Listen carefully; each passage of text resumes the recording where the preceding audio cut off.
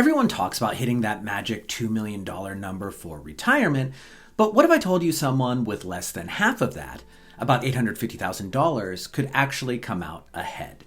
Not because they got lucky, but because they used a smarter strategy. Today, I'm going to show you exactly how this happens and why your retirement success might have less to do with how much you've saved and more to do with how you're planning. I'm Stephen Neely, a retirement planner and wealth advisor, and I've helped hundreds of retirees build plans designed to make their money work harder, not just look bigger. Over the years, I've seen people with seven-figure portfolios struggle to turn those assets into reliable income, while others with far less end up living more freely, and that difference almost always comes down to how the plan is structured, not the size of the portfolio. In today's video, I'm going to show you how the financial services industry pushes people to save far more than they actually need, and why that advice often benefits the industry more than it benefits you.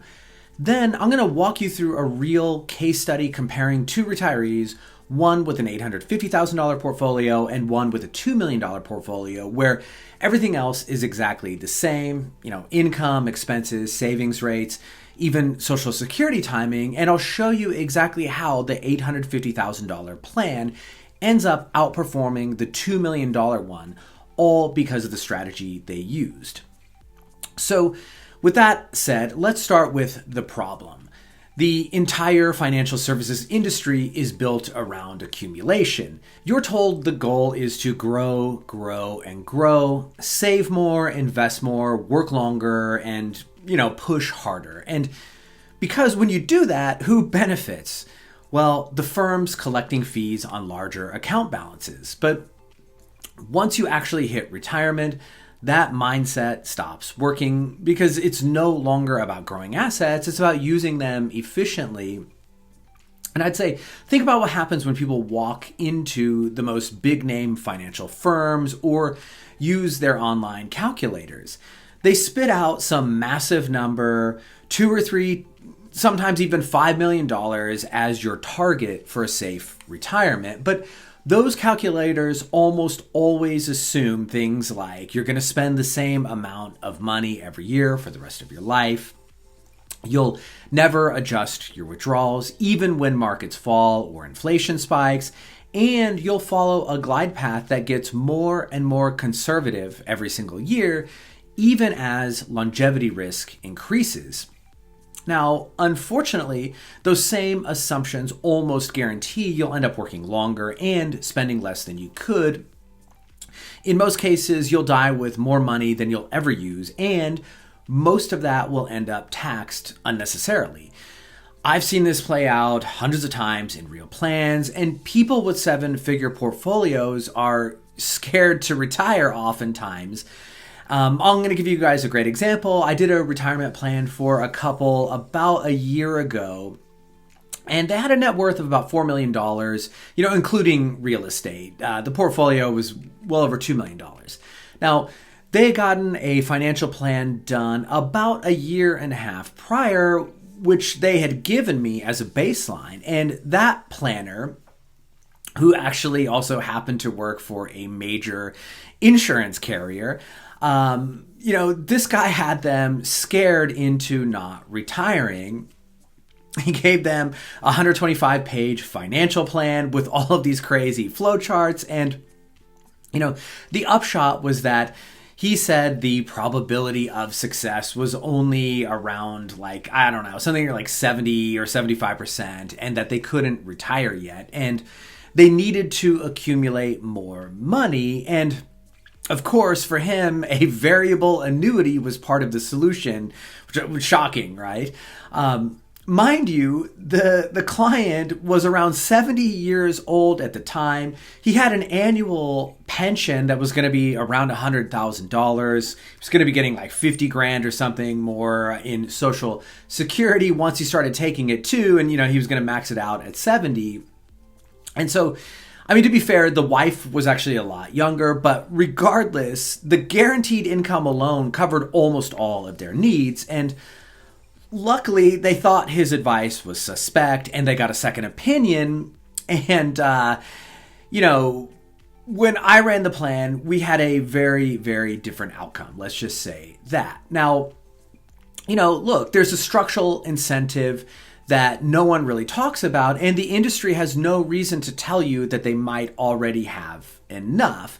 If they convince you that you need, several $1,000,000 to retire, you're going to keep saving, you'll keep investing, and you'll keep your assets under management for longer, and that's the way they rack up fees. And the advice might not be wrong in theory, but it's almost always overstated for the average retiree. And the result is this: millions of Americans are delaying retirement, not because they can't afford to stop working, but because they've been told, the wrong benchmarks to chase, and they're comparing themselves to arbitrary numbers that don't account for tax strategy and withdrawal flexibility or income optimization.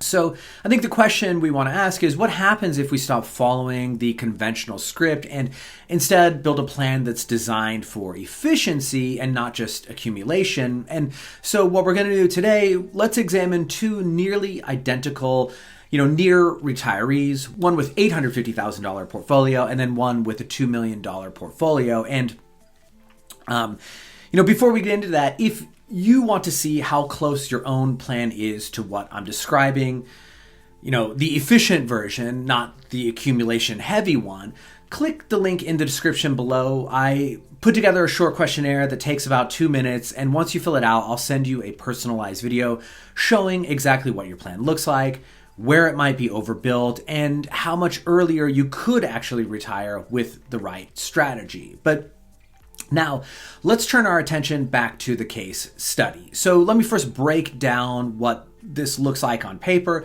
So you've got a couple, he's 55, she's 53. Together they earn about $220,000 a year. They've got about $2 million in investable assets across their various accounts, and they're spending about 10 grand a month after taxes. And that's the lifestyle they want to maintain once they retire.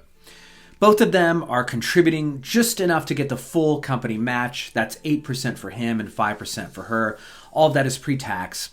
Nothing fancy, standard stuff. And they plan to retire at age 65. Like a lot of people, they're also invested in a retirement target date fund. And that's sort of the standard for most retirement plans that you're going to find in like a 401k or whatever. The idea behind those funds is that they automatically get more conservative as you get closer to retirement. And then once you're retired, they basically kind of level off and just sort of stay at that same level of conservativeness. You're not really taking on much risk, but you've sort of capped your upside as well. Their plan also assumes that they'll both claim Social Security at full retirement age, which is also exactly what most retirement calculators default to when you use them. So if we put all that together and run the numbers, you can see on the screen here, here's what we get. If they keep saving the way they are, stay in the target date fund, and claim Social Security at full retirement age, they're going to end up with a 73% probability of success and, roughly $890,000 left over at age 95, which is, a pretty long lifestyle, adjusted for inflation. Not a bad outcome at all. In fact, most people would look at that and feel pretty good about it. But it's also not as strong as you'd expect for a couple earning over $200,000 a year and already sitting on a $2 million portfolio. They could easily improve their situation. All right, now we're going to see what happens if we simply change one thing, and that's going to be the size of the portfolio. Everything else is going to stay the same. Same income, same spending, same savings rate, glide path, Social Security timing, and all that stuff. But instead of the $2 million portfolio, we're going to drop the portfolio down to $850,000 instead. Now, right away, you can see the difference. The probability of success here falls to 24%, and the median ending value of the portfolio at age 95 drops to 0. And that shouldn't be surprising when you think about the, how much more, $2 million is than $850,000. Of course, the smaller plan, it struggles under those same assumptions. But Let's look at what we can do to improve this picture, because while the couple with $2 million just keeps doing what's worked, which isn't necessarily bad at all, the couple with $850,000 has to be smarter. They don't have as much room for inefficiency, so every decision matters. And the first thing we're going to do is optimize their asset location. So we're going to place the growth assets, things like stocks, higher earning assets, right, inside the tax-free and taxable accounts where long-term gains are treated more favorably. And we're going to keep the income producing assets like bonds inside the pre-tax accounts. That adjustment alone improves long-term efficiency, and it's going to reduce drag, and it has a pretty big impact on the outcome. Next thing we're going to do, we're going to optimize the withdrawal strategy. So when these clients retire, the right sequence is to draw from the brokerage accounts first, then from the pre-tax accounts, and then we'll leave the Roth assets for last. That's not always the right sequence, so you do have to iterate this and test for what kind of works out best, but probably 80% of the time you're going to find that is optimal, and in their case, also optimal here. All right, next thing we're going to do, we're going to layer in Roth conversions. So from retirement until their required minimum distribution age, which would be 75 for them, they're going to convert up to the 24% tax bracket. And the same thing, like I said, we did with the withdrawal strategy, we also had to iterate here and figure out what ends up working out best in their particular situation. And you can see the screenshot here. I mean, that move alone saves roughly $350,000 in lifetime taxes, and it leaves them with more than $1 million of additional tax-adjusted assets for their heirs. Move on to the next change, and that's the glide path. This is for investing. And so instead of taking a traditional approach where it gets more conservative and stays there, we're going to use what's called a U-shaped approach instead. So here they're going to reduce risk in the 5 years before and after retirement. And, I think that is prudent. You want to protect against bad markets in that critical period. And then what we're going to actually do is increase the stock market exposure as they move deeper into retirement. And that makes a ton of sense for many reasons. Once you do that, the additional growth potential later in life makes a huge difference on portfolio longevity. So, and oftentimes there's just no reason to be that conservative once your withdrawal rate happens to be really low. And in fact, you start to, you could consume more and even start planning for the next generation instead of yourselves. Next thing we're going to do, we're going to optimize Social Security. So here, same thing, we iterate and see what works out best, not just in cumulative income, but for the whole plan. And what we find is for both of them, delaying until age 70 optimizes everything in their plan, gives them a larger inflation adjusted base to cover, essential expenses, and it reduces pressure on the portfolio, and it's going to stabilize withdrawals during volatile markets. Now, finally, we're going to update their saving strategy for the remaining working years. What we had them doing initially was saving in pre-tax, and depending on the couple, that might really be the best path. In fact, for really high earners, it's almost certainly a better path than Roth. In their case, it turned out switching over to saving in the Roth, still getting the pre-tax match, that ended up working out better for both spouses. And, that helps them build up tax-free reserves and is going to give them more flexibility later on. Now, if we put everything together, let's look at the results. So now you can see on the screenshot here, their probability of success jumps from 24% to 76%, higher than it was for our couple in the baseline with a $2 million portfolio. Their median ending value rises to about $1.5 million. So it's almost, double what it was in our baseline case. And all of this happens simply by optimizing, right? Not taking more risk, not saving more, but using smarter strategies. So, I think the question is, why does this work? Well, How does someone with $850,000 portfolio end up with a higher probability of success and more money left over than somebody who started with $2 million? And like I said, it all comes down to efficiency. The $2 million couple isn't doing anything wrong. They're just not optimizing. They're paying more in taxes, they're missing opportunities to shift growth into better account types, and they're following a glide path that's going to leave too much of their portfolio sitting idle for decades, honestly. And so, the $850,000 couple, on the other hand, they're squeezing more value out of every dollar, reducing tax drag, smoothing out market risk, and they're aligning their income stream so that more money comes from the right places at the right time. And I think for you guys, here's the big takeaway. Retirement planning isn't about having the biggest account balance, though all else equal, of course, you want more money. But, honestly, it's about building the most efficient plan. And, $2 million can still feel tight if you're drawing from the wrong accounts in the wrong order. $850,000 can feel abundant if you've structured it right. Another way to think about it, the $2 million plan is static. It's built to survive the average market. The $850,000 plan is adaptive. It flexes to take advantage of what's happening in real time. And that flexibility is what protects the plan and extends its life. The U-shaped glide path allows for growth when it matters most.